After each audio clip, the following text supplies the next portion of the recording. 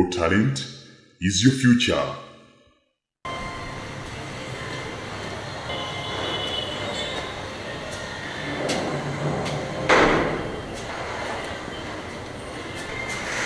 Yes, Dr. Tom. Oh, good morning. Good morning, sir. How are you? I'm okay. Yes. How are you? Yes. Yes. File gye nakugambye jjo. Abalwadde. Okay, yeah, we do okujjuza. I need to sit. Njakugira wako. Yes. Okay. Come. Bam, very fast, okay?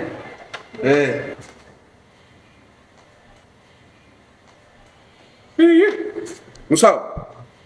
Yes. So komewo. Musawo. Yes. Otambula otya? Ddamu otambule. No, come on. No. Jangu. Is it? Otambula otya? Ntambula. Imagine. Oli mu ddwaliro mu balwadde. Omulwadde omu aliko oxygen, musajja. Oyitawo waali. Otambula ozina. Tonyisira pakita kulaba nga otambula ozina. Omuntu oba omukulu otya, omuntu ky'omwagaza. Omuntu omuki. Kiki ekikutambuza nga wino olinga namatimbo? Ngatonga sitambula nga nzikona doctor. Ntambula. I'm not meaning kama okona engato. Style gy'okozesa n'obukodyo bw'ossaamu mu kutambula. That's what is concerning to me.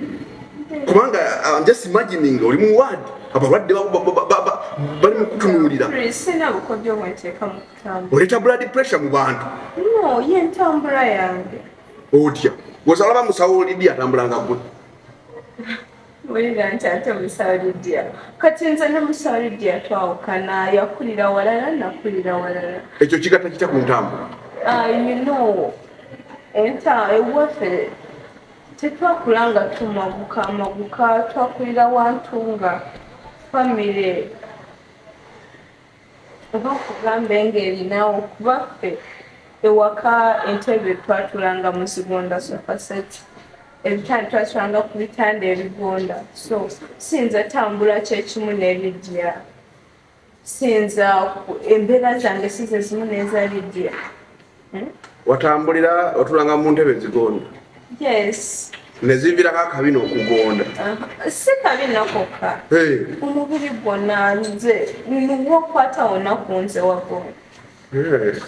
Kati Lydia okutambula ng'akaluma? Yanyumizaako nti ewaabwe gye bakulira oba bakulira mu kyalo kyawa sibijjukira. Naye bo okuzanya okwabwe bazanyiranga mu mayinja. Mu njazi eyo gye bazanyiranga batulanga ku bufo buno bw'ebiti.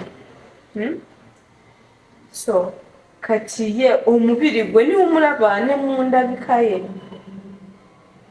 yenna akaluba.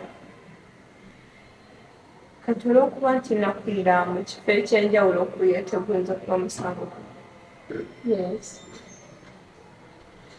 Kale ddamu ntambuliremu ate muna abaana batambula singa balina akabina akaddala. What?